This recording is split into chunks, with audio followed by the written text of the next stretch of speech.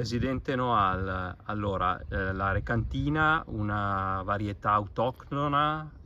riscoperta una cinquantina d'anni fa, ci può raccontare brevemente che caratteristiche ha questo vitigno? Beh, intanto diciamo che è stata un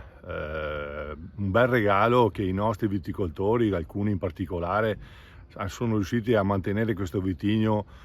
fino ai giorni nostri.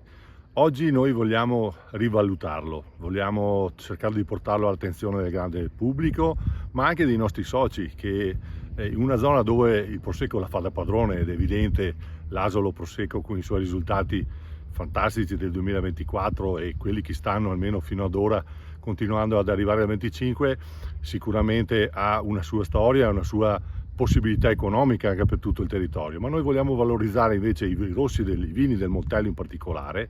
in questa nostra azione, e la Recantina entra a pieno in tutto ciò. Vogliamo far conoscere le caratteristiche, ricordare a tutti che siamo stati tra i primi in questa zona. La Serenissima insomma per prima tassava di più i vini del Montello perché erano i più pregiati rispetto ad altri prodotti, e quindi questo valore aggiunto di questa nostra prodotti eccellenti li vogliamo mettere a confronto tra i soci, far capire loro che c'è una possibilità di crescita anche verso una valorizzazione di questo vitigno autoctono, e dare la possibilità ai consumatori di assaporare questa meraviglia di